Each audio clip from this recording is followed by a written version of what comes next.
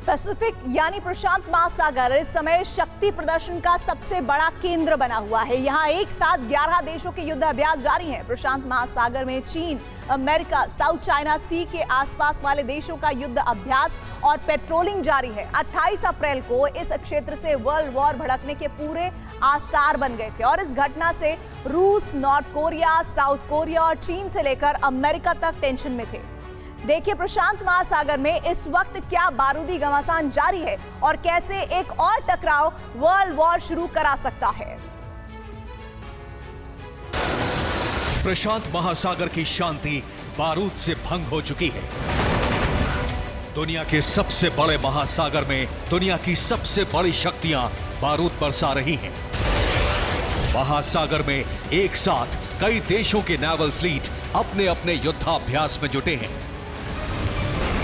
महासागर में इतनी बड़ी बारूदी हलचल से चीन चौकन्ना हो गया और अपने कोस्ट गार्ड सहित नेवी के शिप उतार दिए। पश्चिमी प्रशांत महासागर का हिस्सा जिसे साउथ चाइना सी भी कहा जाता है, वहां 28 अप्रैल को एक ऐसा टकराव होने वाला था जिससे वर्ल्ड वॉर की आशंका सच साबित हो जाती। इन दो जहाजों में से एक जहाज चीन का है और दूसरा फिलीपींस का।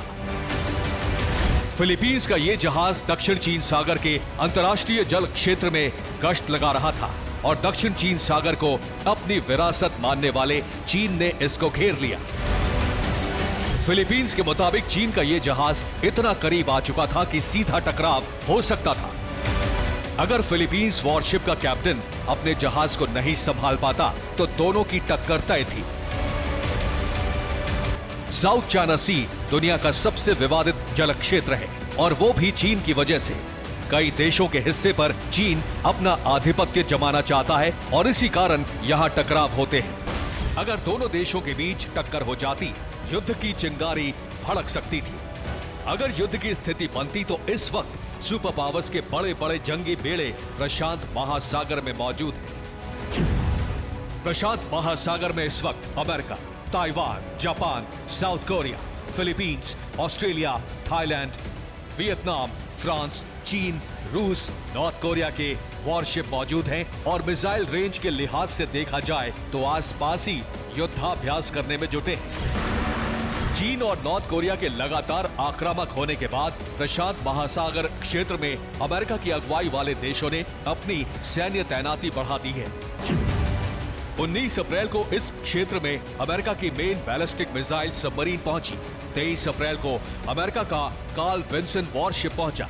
इससे पहले Ronald Reagan carrier strike group तैनात हो चुका है। साउथ कोरिया की सबमरीन पहले से ही यहां तैनात है। 24 अप्रैल से चीन हेनान नेवल बेस पर युद्धाभ्यास कर रहा है। शैंगडोंग वॉरशिप युद्धाभ्यास में जुटे हैं। रूस व्लादिवोस्टॉक नेवल बेस पर एक्सरसाइज में जुटा है।